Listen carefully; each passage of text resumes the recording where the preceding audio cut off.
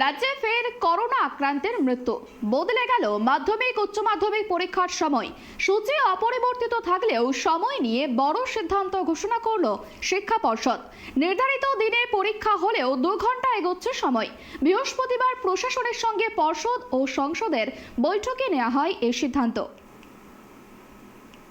আর এক মাসও বাকি নেই এবছরের মাধ্যমিক ও উচ্চ মাধ্যমিক পরীক্ষার। চলতি বছর 2রা ফেব্রুয়ারি শুরু হচ্ছে মাধ্যমিক পরীক্ষা। উচ্চ মাধ্যমিক শুরু হচ্ছে 16ই ফেব্রুয়ারি থেকে। পরীক্ষা শুরুর মাত্র 15 দিন আগেই গতকাল সময়সূচি নিয়ে বড় সিদ্ধান্ত ঘোষণা করেছে পরীক্ষা নিয়ামক সংস্থাগুলি।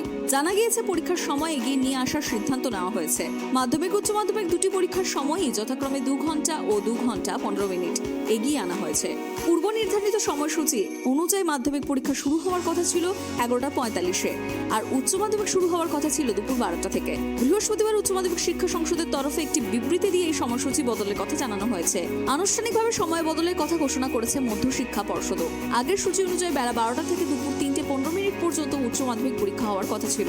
নয়া বিবৃতিতে জানানো হয়েছে বেলা 12টার পরিবর্তে সকাল 9:45 থেকে শুরু হবে পরীক্ষা। পরীক্ষা শেষ হবে দুপুর 1টায়। ভোকেশনালের ক্ষেত্রে সময়সীমা 2 ঘন্টা।